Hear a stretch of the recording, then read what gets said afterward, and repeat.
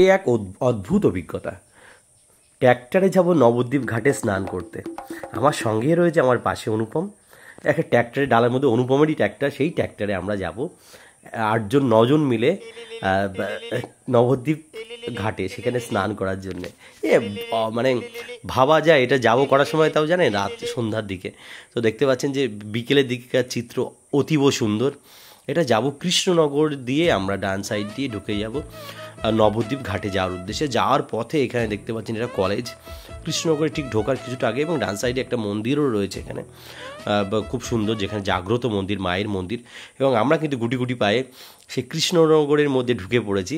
এবং ট্র্যাক্টরের মধ্যে বিভিন্ন রকম আলোচনা, বিভিন্ন রকম কথাবার্তা, কখনো হাসির, কখনো মানে বিভিন্ন রকম কথাবার্তা। সেসব কথাবার্তা নাই বা শুনলেন বা নাই বা থাকলেন। এবং গেট পার করার পরেই দেখতে পাচ্ছেন এটা আমডাঙ্গা নামটা আপনাদের শোনা আছে, নবদ্বীপের দিকে যাওয়ার দিকে ওই সময়। এবং এখানে ট্র্যাক্টরে সবাই একটু রেস্ট নিয়েছে, সবাই একটু নিচে নেমে নিয়েছিল। এই আমডাঙ্গা দেখতে পাচ্ছেন।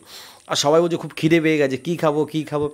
তো অনুপম বললো, যা নিয়ে আয়, তুই হচ্ছে দই নিয়ে আয়। এবং দই নিয়ে এসছে, এবং দই তো বুঝতে পারছেন 1 কিলো দই, আর 9জন মানুষ, সে কাড়াকাড়ি করে এ চামচ দিচ্ছে, ও চামচ দিচ্ছে, আমি চামচ দিচ্ছি, মানে তাড়াহুড়ো করে খেয়ে, মানে সে 1 কিলো দই 1 সেকেন্ডের মধ্যে শেষ হয়ে গেছে। এবং আমাদের যে ডেস্টিনেশন ছিল সেটা হচ্ছে নবদ্বীপ ঘাট, সেই ঘাটের কাছাকাছি চলে এসেছে এবং ঘাটের একদম মুখে চলে এসেছি। এটা স্বরূপগঞ্জ ঘাট। ঘাটটা খুব সুন্দর, আমরা ভিতরে স্নান করব, ওই পাড়টা পার হয়ে নবদ্বীপ ঘাটে স্নান করব, সেই দৃশ্য আপনাদের সামনে রাখবো। এখানে মন্দির আছে। আমরা কিন্তু আমাদের গন্তব্যস্থলে পৌঁছে গেছি। যদি ভিডিওটি ভালো লাগে লাইক শেয়ার করবেন এবং